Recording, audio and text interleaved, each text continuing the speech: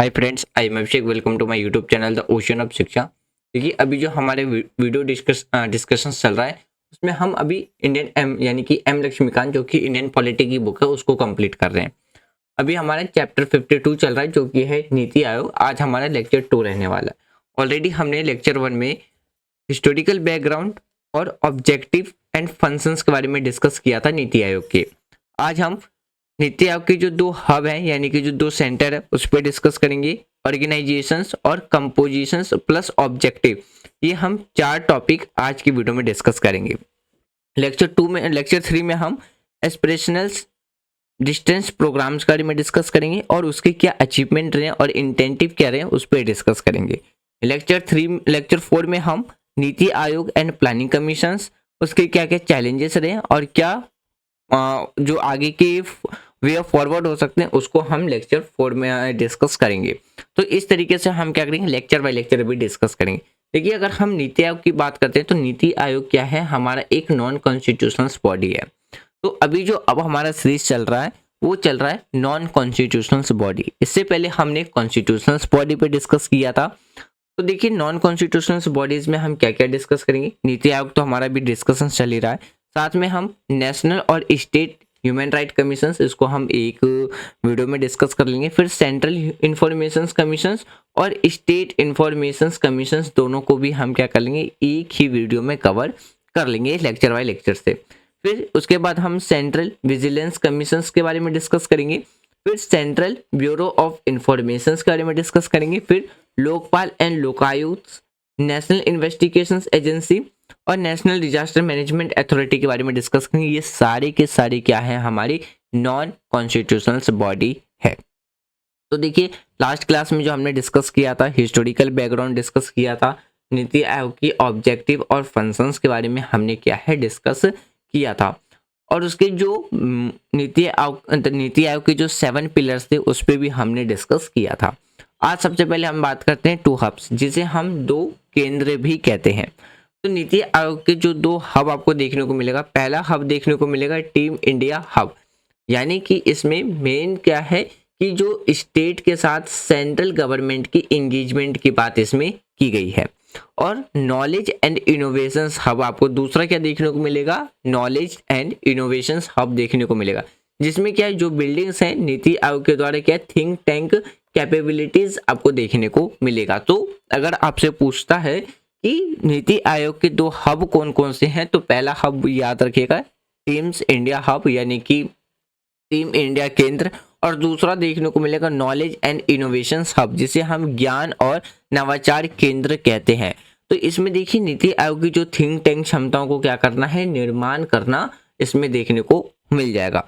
वहीं पे अगर हम टीम इंडिया हब की बात करते हैं तो सेंट्रल गवर्नमेंट के साथ राज्यों के जुड़ाव के नेतृत्व की बात इसमें की गई है। तो ये 2 हब याद रखिएगा जो कि नीति आयोग का देखने को मिलेगा। अगर हम इसके ऑर्गेनाइजेशंस की बात करते हैं यानी कि नीति आयोग के संगठन की बात करते हैं, तो इसमें देखिए जो चेयरपर्सन होता है वो कौन होता है, हमारी कंट्री का prime minister of India ex officio chairperson होता है किसका, नीति आयोग का देखने को मिलेगा। वाइस चेयरपर्सन की बात करते हैं तो अब फुल टाइम पोजीशंस वो हमेशा के लिए क्या रहता है, यानी कि फुल टाइम पोजीशंस पे बने रहते हैं। इसमें मेंबर्स की बात करते हैं यानी कि जो सदस्य होते हैं, यानी कि 3 फुल टाइम्स मेंबर्स आपको देखने को मिलेंगे, जिसमें से 2 पार्ट टाइम मेंबर्स होते हैं। फ्रॉम कहाँ से होते हैं, जो कि यूनिवर्सिटी से हो सकते हैं या रिसर्च ऑर्गेनाइजेशन से हो सकते हैं, जो कि कहाँ से, या तो यूनिवर्सिटी से या रिसर्च ऑर्गेनाइजेशन से आपको देखने को मिल जाएगा। एक्स ऑफिशियो मेंबर की बात करते हैं तो इसमें आपको 4 मेंबर देखने को मिलेंगे, जो कि कहाँ से, यानी कि यूनियन काउंसिल ऑफ मिनिस्टर्स, जो कि नॉमिनेटेड किए जाते हैं किसके द्वारा, प्राइम मिनिस्टर के द्वारा नॉमिनेटेड होते हैं। तो 4 मेंबर आपको देखने को मिल जाएगा। चीफ एग्जीक्यूटिव ऑफिसर की बात करते हैं तो ये फुल टाइम पोजीशंस पे रहते हैं किसके साथ, rank of secretariat of the government of India, और इनकी जो रिस्पॉन्सिबल रहती है वो किसके लिए रहती है, एडमिनिस्ट्रेशन के लिए रहती है। तो इसमें आपको चीफ एग्जीक्यूटिव ऑफिसर भी देखने को मिलेगा। सेक्रेटेरिएट की बात करते हैं, एज ए डीम नेसेसरी, मतलब कि क्या, जैसा आवश्यक समझा जाए उसके हिसाब से आपको क्या है, सेक्रेटेरिएट आपको देखने को मिल जाएगा। तो इस तरीके से आपको क्या है, एक ऑर्गेनाइजेशन देखने को मिल जाएगा नीति आयोग का। तो इन शॉर्ट आप याद रखिएगा, चेयरपर्सन कौन होते हैं, प्राइम मिनिस्टर होते हैं, एक्स ऑफिशियो पर्सन होते हैं, वाइस चेयरमैन एक फुल टाइम पोजीशन के लिए रहता है। मेंबर की बात करते हैं तो इसमें 3 मेंबर फुल टाइम मेंबर देखने को मिलेगा और 2 पार्ट टाइम मेंबर देखने को मिलेगा, जो कि यूनिवर्सिटी और रिसर्च ऑर्गेनाइजेशन से रिलेटेड होगा, या हाँ रिसर्च ऑर्गेनाइजेशन के अंदर से देखने को मिल जाएगा। एक्स ऑफिशियो मेंबर की बात करते हैं, इसमें 4 मेंबर देखने को मिलेंगे, जो कि यूनियन काउंसिल ऑफ मिनिस्टर से देखने को मिलेगा और नॉमिनेटेड किए जाते हैं किसके द्वारा, प्राइम मिनिस्टर के द्वारा। चीफ एग्जीक्यूटिव ऑफिसर्स में आपको फुल टाइम पोजीशंस पे विथ रैंक ऑफ सेक्रेटेरिएट के रैंक पे आपको क्या है, ऑफिसर्स देखने को मिल जाएंगे, जिसकी रिस्पॉन्सिबिलिटी किसके लिए रहती है, एडमिनिस्ट्रेशन के लिए देखने को मिल जाएगा। नीचे आपको वही हिंदी में भी सेम चीज देखने को मिलेगा। अब देखिए कंपोजिशंस की बात करते हैं तो कंपोजिशंस में देखिए चेयरपर्सन, अभी मैंने बताया चेयरपर्सन कौन होता है, हमारी कंट्री के प्राइम मिनिस्टर होते हैं। गवर्निंग काउंसिल इसमें इंक्लूड होते हैं चीफ मिनिस्टर, हर एक स्टेट के लेफ्टिनेंट गवर्नर या एडमिनिस्ट्रेटर कहाँ के, यूनियन टेरिटरीज के। रीजनल काउंसिल्स की बात करते हैं जो कि क्रिएट किया जाता है एड्रेस जो कि पैसिफिक इशू हो उसको अफेक्टिंग मल्टीपल स्टेट्स के अंदर, और वो चेयर किया जाता है किसके द्वारा, चेयर किसके द्वारा, तो नीति आयोग के चेयरपर्सन या नॉमिनी पर्सन के द्वारा ही चेयर किया जाता है। और पार्टिसिपेशंस की बात करते हैं तो इसमें चीफ मिनिस्टर से और लेफ्टिनेंट गवर्नर इसमें क्या करते हैं, पार्टिसिपेशन इनका देखने को मिलता है। स्पेशल इंटेंटिस की बात करते हैं तो इसमें एनिमेट्स एक्सपर्ट्स देखने को मिल जाएंगे, स्पेशलिस्ट देखने को मिल जाएंगे, रिलेटेड जो भी डोमेन्स या उसके रिगार्डिंग में जो उनके पास जो नॉलेज रहता है, नॉमिनेटेड किए जाते हैं वो किसके द्वारा, प्राइम मिनिस्टर के द्वारा नॉमिनेट किए जाते हैं। तो ये आपको क्या है, एक कंपोजिशन देखने को मिल जाएगा।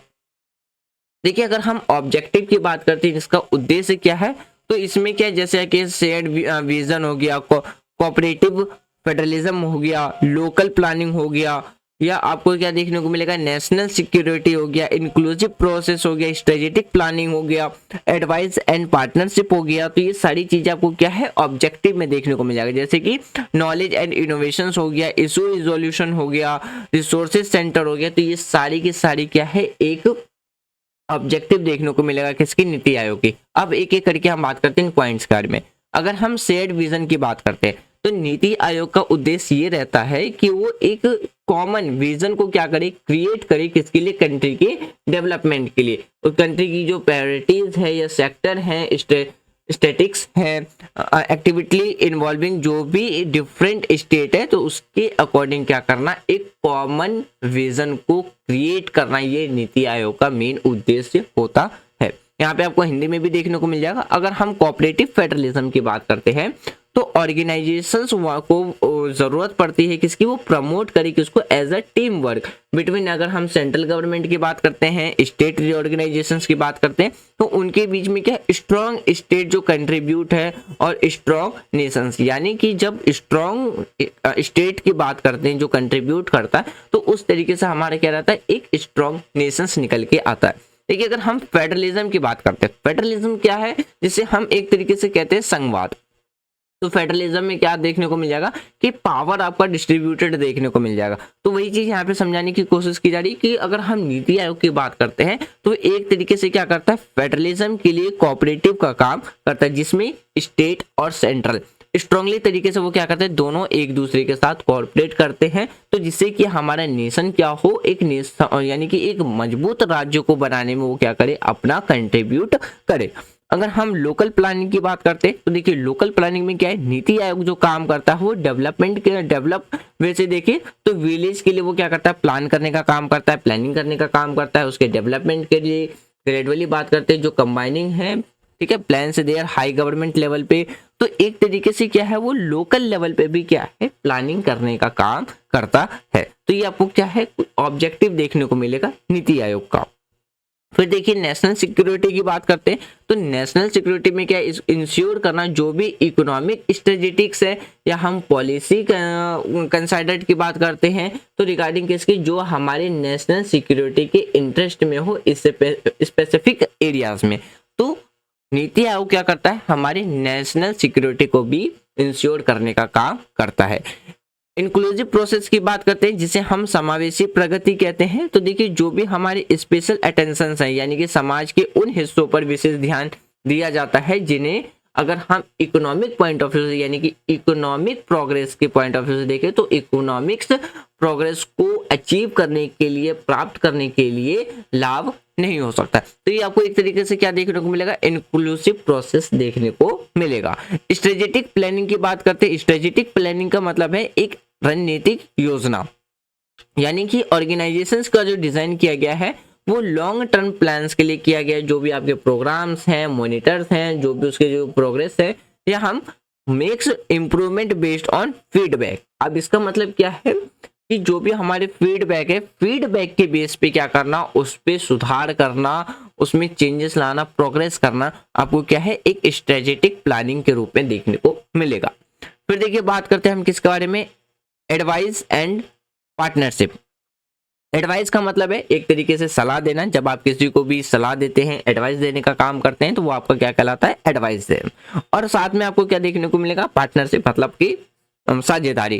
तो नीति आयोग क्या करता है, प्रोवाइड करता है, सिर्फ ना कि सिर्फ एडवाइस ही प्रोवाइड करता है, बल्कि वो आपको इनकरेज देखने को मिलेगा as a partnership between stakeholders both, यानी कि नेशनली, यानी कि आप राष्ट्रीय, यानी कि आप वो राष्ट्रीय स्तर पे भी बात कर सकते हो और आप इंटरनेशनली लेवल पे भी बात कर सकते हो। तो नीति आयोग एक तरीके से क्या करता है, एडवाइस देने का काम करता है और पार्टनरशिप को इनकरेज करने का भी काम करता है, नेशनल और इंटरनेशनल दोनों ही लेवल पे।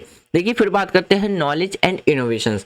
तो नीति आयोग क्या करता है, एक तरीके से सपोर्ट सिस्टम को क्रिएट करने में हेल्प करता है, किसके लिए, नॉलेज, इनोवेशंस और एंटरप्रेन्योरशिप बाय जो भी हमारा कोलैबोरेटिंग है इसके लिए, जिसमें हम एक्सपर्ट्स और इंस्टीट्यूशंस को भी क्या करते हैं, यानी कि जो एक्सपर्ट्स होते हैं और जो इंस्टीट्यूशंस होते हैं उनके साथ मिल करके इशू रिजोल्यूशन का मतलब है जो भी मुद्दा है उसको सॉल्व करना। तो नीति आयोग एक ऐसा प्लेटफॉर्म प्रोवाइड कराता है कि जिसमें जो भी डिफरेंट सेक्टर्स हैं या डिपार्टमेंट्स है, या हम स्पीडिंग अप की बात करते हैं, इम्प्लीमेंटेशन, डेवलपमेंट ऑफ प्लान्स के रिगार्डिंग में जो भी प्रॉब्लम है उसको रिजॉल्व करने के लिए वो क्या करता है, एक प्लेटफॉर्म प्रोवाइड कराता है।